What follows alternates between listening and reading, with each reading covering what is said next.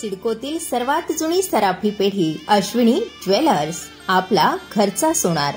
आता सजूया नखशिखांत अलंकारांनी.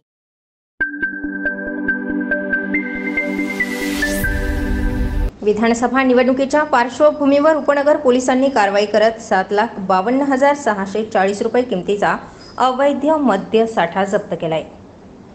13 नोव्हेंबर रोजी वरिष्ठांना गुप्त बातमीदाराकडून माहिती मिळाली होती. जेल रोड सातभाई नगर येथील योयो वाईन शॉपच्या पाठीमागे गोल्डन नेस्ट अपार्टमेंटच्या पार्किंग समोरील गाळ्यात अशोक भागवतराव सातभाई यांचा मुलगा अश्विन अशोक सातभाई यांनी अवैधरित्या दारूचा साठा करून ठेवलाय.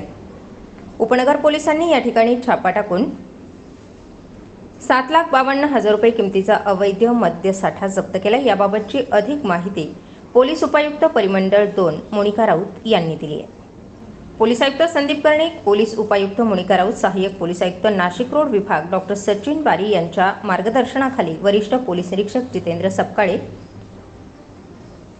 फुलपगारे, प्रभाकर सोनवणे, शशिकांत पवार, सुरेश गवळी, विनोद लखन, इम्रान शेख, गोविंद भांबरे, सौरभ लोंढे, सुनील गायकवाड, पंकज करपे, संदेश रगतवान, जयंत शिंदे, सौरभ गवळी, अनिल शिंदे यांनी या गुन्ह्याचा तपास करत वरिष्ठांच्या मार्गदर्शनाखाली आरोपीला ताब्यात घेतले.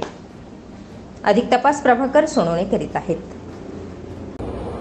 आज उपनगर पोलीस स्टेशन या ठिकाणी जेल रोड दसक या ठिकाणी गोल्डन नेस्ट या बिल्डिंगमध्ये काही अवैध मद्यसाठा असल्याबाबतची गोपनीय माहिती या ठिकाणी मिळाली होती.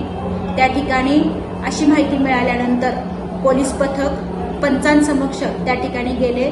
सदर ठिकाणी पाहणी केली असता सदर बिल्डिंगच्या पार्किंगच्या असलेल्या गाळ्यांमध्ये काही अवैध मद्यसाठा या ठिकाणी मिळून आलेला आहे.